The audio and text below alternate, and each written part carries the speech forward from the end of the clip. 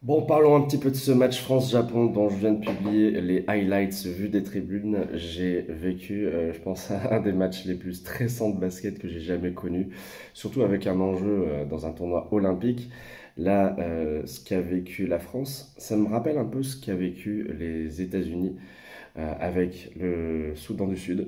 Donc une équipe a priori plus faible, nettement plus faible, prenable, et qui s'accroche et qui, à force de tirs à 3 points, de bons choix et d'une défense solide, Rudy Gobert qui s'est pris un énorme contre sur un dunk, et je crois qu'il n'a pas été le seul d'ailleurs, c'est vraiment aussi à mettre au crédit des Japonais.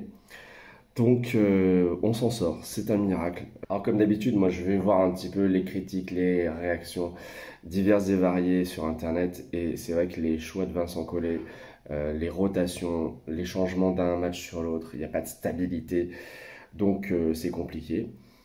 Cependant, au départ, franchement, bel entame de match, de l'adresse, une équipe que j'ai trouvée bien plus en place que contre le Brésil. Sauf que ça a été le phénomène inverse. Au lieu de se détendre petit à petit, les Français ont été de plus en plus crispés, ont laissé des boulevards aux Japonais dans leur exercice favori, c'est-à-dire le tir extérieur. On a toujours eu une raquette avec les Twin Towers qui en fait se gênent un peu quand même, sauf sur quelques séquences, mais dans l'ensemble, pour construire une attaque, eh bien, il faut attendre la fin du match et des passes lobées pour Victor Wembanyama. Sinon, bah, il est obligé de jouer extérieur, hein, en fait, hein. Donc, forcément, il prend ses tirs. Je l'ai filmé à l'entraînement. Il est d'une propreté à un âge si jeune. Vraiment, c'est incroyable. Quel formidable, formidable joueur on a. En tout cas, les joueurs s'en sont sortis. Evan Fournier, sans être très adroit, a mis le shoot qu'il fallait pour égaliser à 80-80. Et puis ensuite, bien, les Japonais qui prennent 4 points d'avance, on a l'impression que c'est fini. Mathieu Strazel qui a fait une belle prestation, alors que lui aussi, en termes de gestion, il savait pas trop à quoi s'en tenir, mais il a été dans son registre.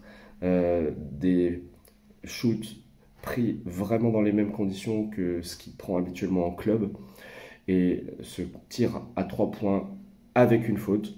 Alors sur une photo, on voit qu'il n'y a pas vraiment de contact, mais je pense l'angle des arbitres, vu que Strazel a écarté un peu les bras, les jambes, ça a dû faire penser qu'il y avait eu une faute, un gros contact. Bref, il a eu les nerfs d'acier pour mettre son lancer franc. Et en prolongation, la France a fait un peu le même finalement match que durant cette partie, c'est-à-dire une belle entame, très sereine, avec beaucoup de points marqués, et puis ils se sont fait grignoter, et jusqu'à la dernière possession, on a eu peur, jusqu'à ce que enfin le dernier rebond soit pris et la victoire soit sécurisée, ainsi que la qualification. Donc il y a un match face à l'Allemagne, qui a un enjeu par rapport au classement et au futur tirage au sort pour les quarts de finale, mais la France est en quart de finale, quoi. C'est déjà c'est l'objectif.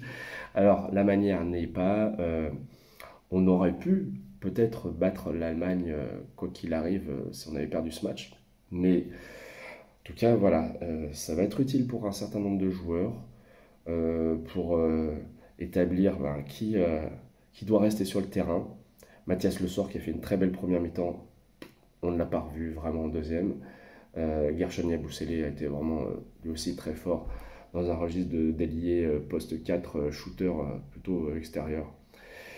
Et Victor Wembanyama, il a fait un match très complet, même si la deuxième mi-temps est assez faible en termes de production statistique.